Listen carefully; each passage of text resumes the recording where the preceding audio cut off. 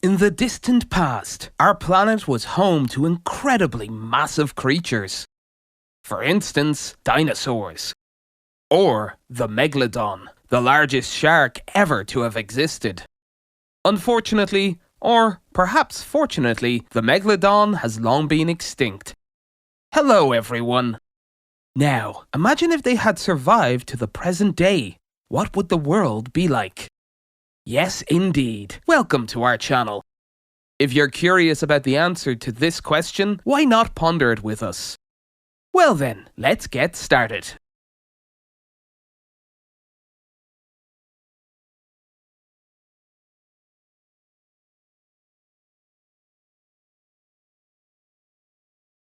What we understand about the Megalodon. First and foremost, let's take a moment to briefly recap what we know about the Megalodon in today's scientific realm.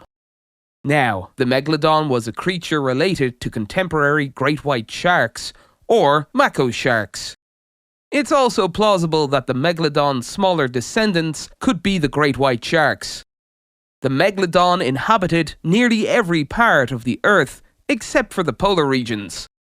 Notably, bones have been discovered in places like Australia, New Zealand, Japan, India, Bangladesh, Cuba, the UK, the US, California, Chile, as well as in current Central and Eastern European regions like the Czech Republic, Austria, Hungary, and Poland. The oldest recorded Megalodon tooth was found in Europe. It's quite remarkable to contemplate that locations, now comprising land, were once submerged millions of years ago, especially during a time when medieval society had no understanding of fossils.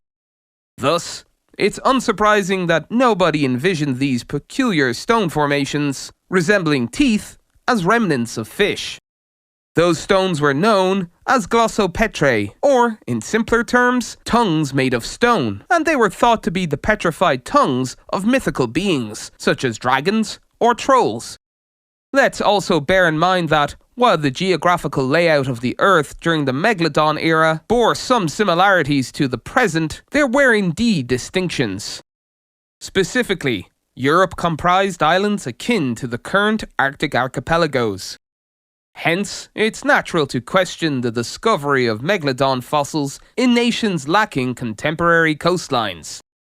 It appears that Megalodons preferred shallow waters adjacent to coastlines, warm lagoons, and coastal regions. However, they were not averse to venturing into deeper waters. These creatures were merciless predators, targeting fish, dolphins, and even various species of whales, including sizable ones. Megalodons employed their massive bodies to ram into prey and deploy their teeth to penetrate deeply into the chests or backs of their victims. Indeed, although whale chests and backs are typically the most resilient areas, Megalodon teeth were more than capable of overcoming skeletal defenses. Considering that Megalodon jaws spanned approximately 2 meters and were adorned with a total of 276 teeth arranged in 5 rows, the evidence is compelling. To the best of humanity's knowledge, the Megalodon stands as the largest fish in Earth's history. Their length could exceed 15 meters, and while various calculations exist, their weight was estimated to range from 45 to 50 tons. However, within the realm of marine life, the Megalodon did not claim the title of largest. This distinction belongs to today's blue whales, which are twice the size of their ancient counterparts. Thus, while the Megalodon reigns supreme as the monarch of prehistoric fish, it pales in comparison to the sheer magnitude of contemporary blue whales. The Perilous Seas. In reality, much like many other species, the Megalodon met its demise due to shifts in natural conditions. The era in which the Megalodon thrived was sufficiently long, lasting approximately 20 million years. During that time, the seas teemed with slow-moving, highly primitive mammals, yet there were no large whales akin to today's orcas. Approximately 3.5 million years ago, with the emergence of numerous whale species, the Megalodon lost out in the competition for prey and vanished from the stage of evolution. But what if those changes hadn't occurred? Let's take a moment to imagine what would have transpired if orcas hadn't displaced the monster shark from its ecological niche as the apex predator of the seas. It's plausible that both could have coexisted, or perhaps large whales might never have appeared at all. How might the creatures have adapted? Firstly, the seas would have been considerably more perilous. As previously mentioned, megalodons inhabited regions spanning from the tropics to temperate zones. While primarily dwelling in the open ocean, they seem to have ventured into relatively small seas as well. Contrary to the commonly depicted image, sharks do not particularly target humans. In fact, there are very few animals that specifically prey on humans. The reason they may attack humans is often a case of mistaken identity with the various fish and marine mammals they typically feed on. Sharks are curious creatures and may test unfamiliar objects out of pure curiosity. However, for the person caught in their jaws, it's hardly a trivial matter. Nevertheless, the idea of taking a swim in the ocean would have been fraught with danger.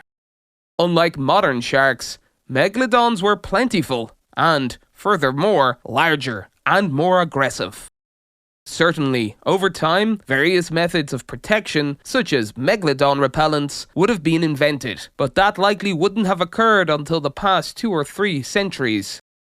Additionally, megalodons may have attacked fishing boats or even relatively large vessels. Having experienced the thrill of colliding with their prey head-on, they became immensely hazardous entities. Imagine the impact of a 40-ton behemoth colliding at incredible speed with the hull of a small, single-person boat.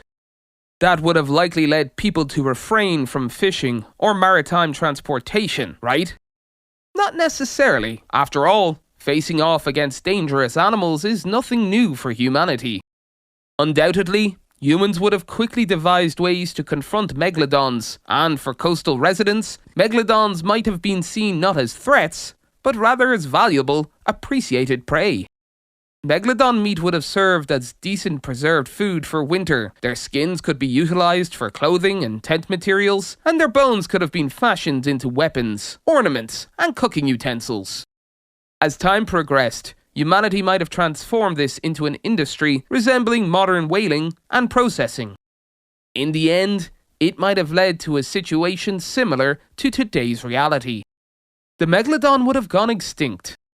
They would have met the same fate as creatures like the aurochs and the stellar sea cow. They would have been listed as endangered species on the red list of threatened species. However, don't fret. In the era before human intervention, megalodons would have had a significant impact on marine ecosystems. At the very least, the number of dolphins, pinnipeds such as seals and sea lions, whales and other maritime mammals would likely have been fewer than they are today. These predators wouldn't have been able to survive the competition, and herbivorous creatures would have become the megalodon's prey. Lastly, let's briefly touch upon the opinion in cryptozoology that megalodons might still be alive. In 2013, the Discovery Channel aired a pseudo-documentary film on this topic. It was evident that this was purely for entertainment purposes, as stated in the disclaimer at the beginning of the film, a fact the producers did not deny. However, many people believe that megalodons might still be alive. Prior to this program, there had been periodic reports of megalodon encounters. Researchers are skeptical of these reports.